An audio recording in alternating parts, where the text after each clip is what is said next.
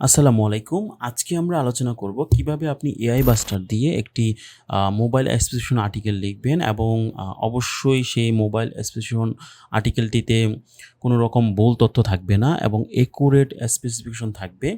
আমরা জানি যখন নতুন একটা মোবাইলের মডেল বের হয় তখন আপনি সরাসরি যদি এআইকে বলেন যে এই মডেলের তথ্যগুলো দেওয়ার জন্য স্পেসিফিকেশন অথবা ফিচার এই বিষয়গুলো দেওয়ার জন্য সেক্ষেত্রে কিন্তু এআই সঠিক তথ্য দিবে না।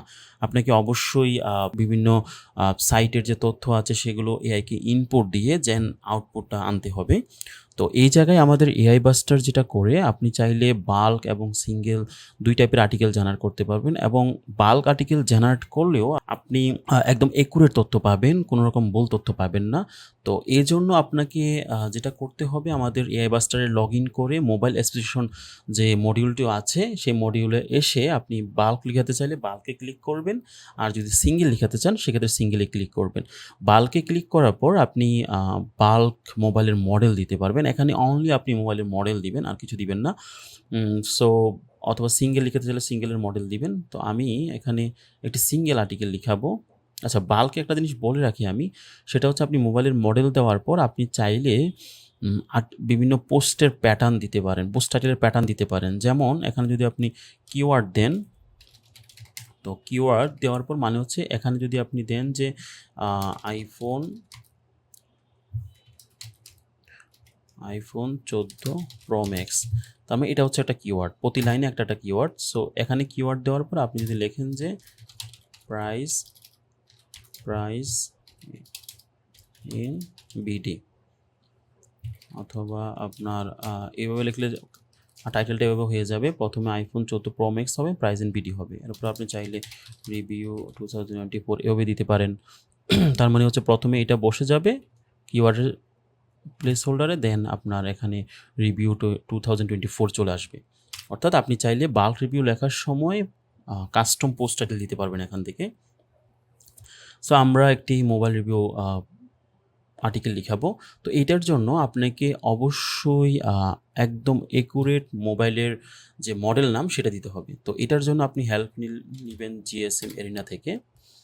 জিএসএম এরিনাতে যাওয়ার পর আপনি এখানে যে কোনো একটি মোবাইলের মডেল দিবেন। আমি স্যামসাংয়ে গেলাম। স্যামসাংয়ে যাওয়ার পর আমি দেখলাম যে এই মডেলটি আছে স্যামসাং গ্লাসকি A06। তো এটা হুবহু আমি কপি করব, কপি করে এখানে দিব। তো এক্ষেত্রে আপনি বাল্ক যখন লিখাবেন তখনও জাস্ট মোবাইলের মডেল নামটা দিবেন। দেওয়ার পর কি ট্যাগওয়ে দিলাম এখানে, আপনি ইমেজ সব কিছু আগের মতনই। এখানে আমরা ওকে অ্যাডভান্স অপশনে গিয়ে আমরা কাস্টম ইনফরমেশন, নেগেটিভ কিওয়ার্ড অনেক কিছু অ্যাড করতে পারবো। তো আপাতত আমরা অ্যাড করবো। আপনি যদি চান যে আপনি কাস্টম ইনফরমেশনে এই মোবাইলের যে প্রাইসটা হয় সেটা আপনি নিজে গুগলে সার্চ করে প্রাইজিংটা এখানে মেনশন করে দিবেন, সেক্ষেত্রে দিতে পারেন। এটা হলে যেটা হবে প্রাইজিং অপশনে অটোমেটিক্যালি ওই প্রাইসগুলো মেনশন হবে।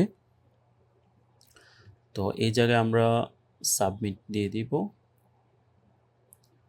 ওকে, সাবমিট দিয়ে দিব। তো আমরা ২-৩ মিনিট ওয়েট করব যে আর্টিকেলটা জেনারেট হওয়ার জন্য।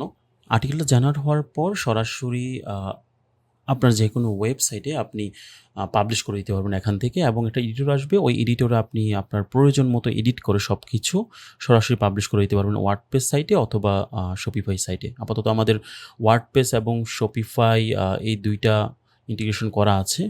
এবং আমাদের এই মোবাইল স্পেসিফিকেশন মডিউল আসলে এটা সরাসরি এআই দিয়ে লেখানো হয় না। এটা প্রথমে যেটা করে যে রোবট প্রথমে যে একুরেট এই মডেলের যে স্পেসিফিকেশন তথ্য সেগুলো গ্যাদার করার পর সে যেটা করে সে এআইকে পাঠায় যে এই তথ্যের উপর বেস করে আর্টিকেলটি জেনারেট করার জন্য, এবং এআই যেটা করে সেই তথ্যের উপর বেস করে আর্টিকেলটি জেনারেট করে। এর ফলে কোনো প্রকার ভুল তথ্য ছাড়াই আর্টিকেলটি জেনারেট হয়।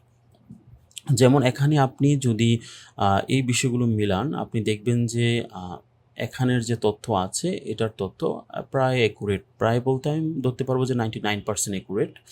আচ্ছা, এখানে প্রাইস 169, এখানেও প্রাইজিং এসেছে 169। সো আপনি প্রাইজিংও পেয়ে যাচ্ছেন এবং খুব সুন্দর আর্টিকেল জেনারেট হয়েছে। মাঝে মাঝে এআই যেটা করে আপনার হয়তো আপনার যে হেডিংগুলো হয়তো সে আনতে পারে না। সেক্ষেত্রে আপনি আপনার মতো করে হেডিং দিয়ে দিবেন এখানে। Battery and charging, camera and Samsung glass কি, ডিসপ্লে, স্টোরেজ অ্যান্ড র্যাম, এগুলো আপনি হেডিং করে দিবেন যেহেতু 1 বাই 1 আর্টিকেল পাবলিশ করবেন। তো ধন্যবাদ সবাইকে। আবার পরবর্তীতে নতুন কোনো ভিডিও নিয়ে হাজির হব। আল্লাহ হাফেজ।